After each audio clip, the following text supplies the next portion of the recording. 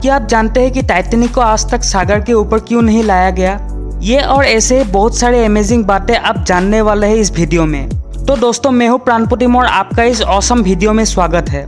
उससे पहले बस एक रिक्वेस्ट, ऐसे ही और वीडियोस के लिए प्लीज सब्सक्राइब कर लेना। ओके, तो ये वीडियो शुरू करते हैं। डोमिनोज पिज्जा ने किया चमत्कार। क्रिक अलेक्जेंडर अमेरिका के रहने वाला एक 48 साल का आदमी है। पिज्जा उनका फेवरेट खाना है और आप यकीन नहीं करेंगे, उन्होंने नॉन स्टॉप 11 साल तक हर दिन लगातार डोमिनोज पिज्जा ऑर्डर किया। वो डोमिनोज पिज्जा का परमानेंट कस्टमर है। उनका ऑर्डर आते ही डोमिनोज वाले डिलीवरी के लिए निकल जाते थे, कॉन्फर्मेशन के लिए कॉल भी नहीं करते थे। पर डोमिनोज वालों को लगा कि कुछ अजीब है, क्योंकि क्रिक अलेक्जेंडर का ऑर्डर 10 दिन से नहीं आया था। तो 11वें दिन को उन्हें लगा कि शायद वो कहीं घूमने गए हैं। उन्होंने क्रिक को फ़ोन किया, पर उनका फ़ोन स्विच ऑफ था। पर फिर उन्होंने एक बार देखने का फैसला किया। जाकर देखा तो क्रिक का घर बंद था और बाहर न्यूज़पेपर का ढेर पड़ा था। उन्होंने कई दिनों से दरवाज़ा खुला ही नहीं था। डोमिनोज वाले को लगा कि कुछ गड़बड़ है और उन्होंने पुलिस को फ़ोन किया और पुलिस तुरंत आया और दरवाज़ा तोड़ दिया। अंदर देखा तो वो चौंक गए। क्रिक का हालत बहुत ही खराब था और वो ज़मीन पे पड़ा था। उन्होंने क्रिक को इमीडिएट हॉस्पिटल भेजने का इंतज़ाम किया। एक दिन और देर हो जाती तो शायद वो जिंदा नहीं बचता। ये काफ़ी वायरल स्टोरी हो गई थी सोशल मीडिया में। दोस्तों, आपका क्या कहना है इसके बारे में? पूरी ज़िंदगी में आपने ऐसा नाइट क्लब नहीं देखा होगा। हम कभी ना कभी नाइट क्लब्स जाते हैं, दोस्तों के साथ, लवर के साथ, या फिर स्पेशल ओकेजन जैसे 31 दिसंबर में। नाइट क्लब में तो लोग बॉलीवुड या फिर हॉलीवुड के गाने में नाचते हैं। पर चौंकने के लिए तैयार हो जाइए, क्योंकि अर्जेंटीना के एक नाइट क्लब है जहां पर लोग संस्कृत के गानों पे डांस करते हैं। जी हाँ, बिल्कुल सही सुना आपने। इंडिया से ऑलमोस्ट 15,000 किलोमीटर दूर, जहाँ पे लोग ना ही संस्कृत बोलते हैं या समझते हैं, वहाँ पे ऐसा नाइट क्लब जहाँ पे संस्कृत गाने बजते हो, काफ़ी शॉकिंग बात है। दोस्तों, इसी बात पर वीडियो को एक लाइक भी कर देना। हमारे बीच में सुपर ह्यूमन है। हम सांपों के डसने से लोगों की मौत की खबर तो आए दिन सुनते रहते हैं, पर सांप की डसने से क्या किसी सांप की ही मौत हो? ऐसा हो सकता है क्या? जी हाँ, ऐसा बिल्कुल हो सकता है।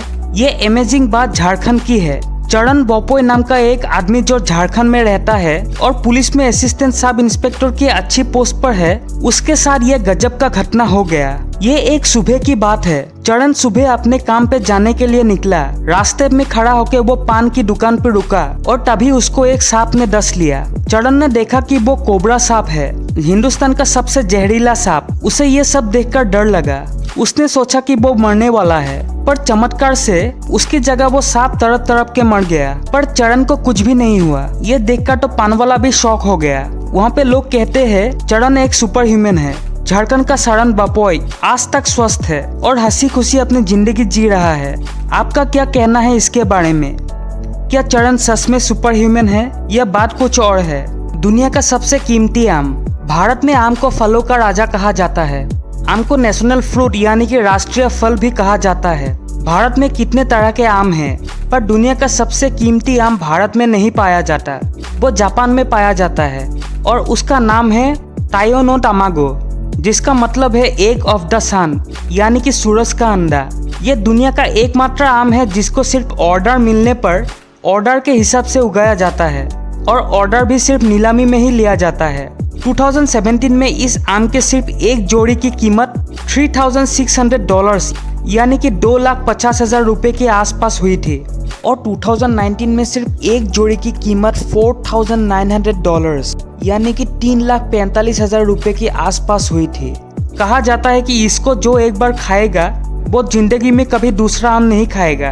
अब पता नहीं इस बात में कितनी सच्चाई है। तो दोस्तों, आपका क्या कहना है इस आम के बारे में? टाइटैनिक जहाज अभी भी सागर में क्यों पड़ा है? आप तो टाइटैनिक जहाज के बारे में जानते ही है।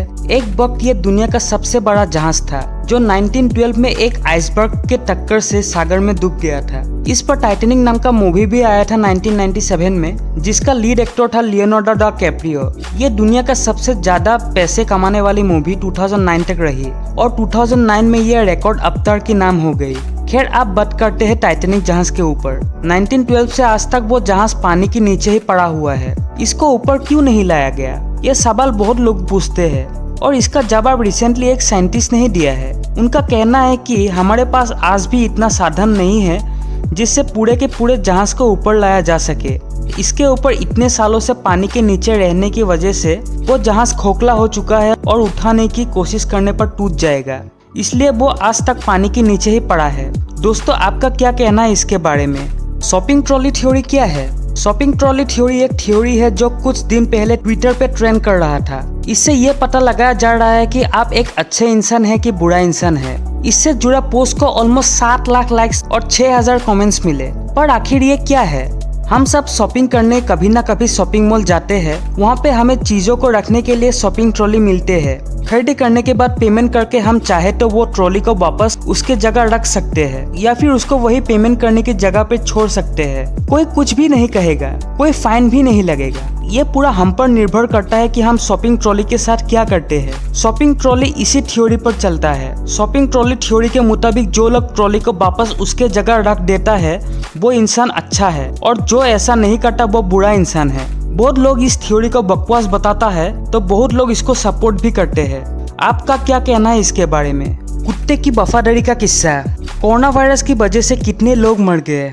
उन मरने वालों में से एक थे चाइना के वुहान में रहने वाले एक कुत्ते का मालिक। वो आदमी अकेला रहता था अपने कुत्ते के साथ। एक दिन अचानक उसका हालत बहुत खराब हो गया। ये देखकर उसके कुत्ते ने आसपास के लोगों को भौंक भौंक कर सिग्नल दिया। उन लोगों को लगा कि कुछ गड़बड़ है तो वो लोग उस बीमार इंसान को देखने के लिए आए और उसको तुरंत वुहान हॉस्पिटल में भर्ती करवा दिया। उसको बहुत ज्यादा कोरोना वायरस का असर हुआ था और बदकिस्मती से वो कुत्ते का मालिक 2 दिन के बाद मर गया। पर यह बात उस कुत्ते को पता नहीं चला और उस वफादार कुत्ते ने 3 महीने तक अपने मालिक का इंतजार वुहान हॉस्पिटल के बाहर करता रहा। जब ये बात लोगों को पता चला तो ये बात बहुत ज्यादा वायरल हुआ। अब कुछ लोगों ने उस वफादार कुत्ते की जिम्मेदारी ली है। सच में कुत्ते की वफादारी का कोई मुकाबला नहीं। दोस्तों, क्या कहना है आपको इस बारे में? Scary WhatsApp video. हम सब व्हाट्सएप यूज करते हैं, दोस्तों से बात करते हैं, लाभार, फैमिली, बॉस एक्सेट्रा से बात व्हाट्सएप पे ही होती है आजकल। रोज 70 बिलियन से भी ऊपर मैसेजेस सेंड होते हैं हर दिन व्हाट्सएप पे। कितने तरह के मैसेज हम भेजते हैं हर दिन, टेक्स्ट, इमेजेस या फिर वीडियोस। कभी कभी स्केरी या डरावनी वीडियो भी भेज देते हैं हम दोस्तों को मजा लेने के लिए। पर क्या आप जानते हैं, हरियाणा के रहने वाले गोविंद कुमार को एक दिन एक वीडियो मैसेज आया उनके दोस्त राजेश शर्मा से। गोविंद को लगा कि वो एक नॉर्मल वीडियो है और वो उस वीडियो को देखने लगा, पर वो वीडियो एक डरावनी वीडियो निकला। अचानक से वो वीडियो से मिली शॉक के कारण गोविंद को हार्ट अटैक आ गया और उसकी मौत हो गई। हॉस्पिटल ले जाने का भी कोई चांस नहीं मिला। अब राजेश पुलिस कस्टडी में है। दोस्तों, ऐसा मैसेज हार्ट पेशेंट को मत भेजना, वरना वो ऊपर निकल लेगा और बिना बात के फंस जाएंगे आप। आपका क्या कहना है इसके बारे में? Corona virus party. दुनिया में फैला है कोरोना वायरस का कहर। चाइना से आया वायरस ने कर दिया है सबको परेशान। कितने सारे लोग मर गए इस कोरोना वायरस के कहर से। कोरोना वायरस का कहर सबसे ज्यादा अमेरिका में ही पड़ा है। गवर्नमेंट कह रही है कि कोरोना वायरस को फैलने से रोकने के लिए हमें एक दूसरे से दूरी बना के रखना चाहिए। अब मैं जो बोलने वाला हूँ वो सुन के आप बिल्कुल गुस्सा हो जाएंगे। कुछ अमेरिकन को ना जाने कैसी चुल मची है, पता नहीं उनके दिमाग में क्या है। अमेरिका के कुछ शहरों में कुछ सनकी लोग कोरोना वायरस पार्टी कर रहे हैं। वो लोग कुछ जगहों पर जानबूझकर जमा हो रहे हैं इसी उम्मीद में कि उनको कोरोना वायरस हो जाए। आपका क्या कहना है ऐसे लोगों के बारे में? गूगल मैप्स के ऊपर कंप्लेन कर दी एक आदमी ने।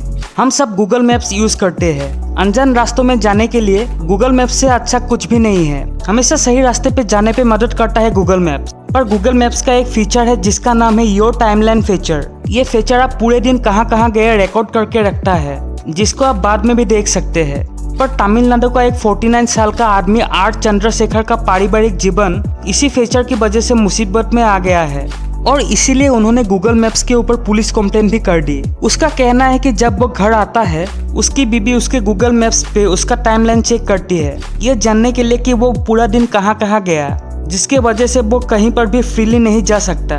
उसका कंप्लेन है उसका परिवार में अशांति का कारण सिर्फ और सिर्फ गूगल मैप्स है। आपका क्या कहना है दोस्तों उस बेचारे के बारे में?